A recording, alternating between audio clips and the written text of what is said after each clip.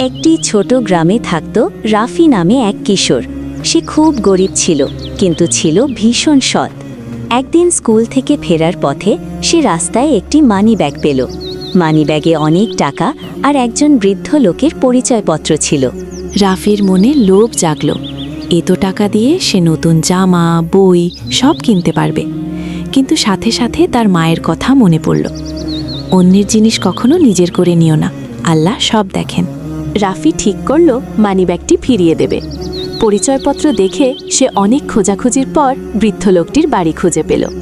Money bag পেয়ে বৃদ্ধ লোকটি আনন্দে কেঁদে ফেললেন। তিনি বললেন, বাবা, এই টাকাটা আমার ওষুধ কেনার জন্য ছিল।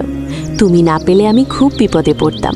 বৃদ্ধ লোকটি রাফিকে কিছু টাকা পুরস্কার দিতে চাইলেন, কিন্তু রাফি বিনয়ের সাথে বলল, আমি শুধু আমার দায়িত্ব করেছি। এই ঘটনা গ্রামের সবাই জানতে পারল। রাফির সততায় মুগ্ধ হয়ে গ্রামের স্কুলের প্রধান শিক্ষক তাকে বৃত্তির ব্যবস্থা করে দিলেন।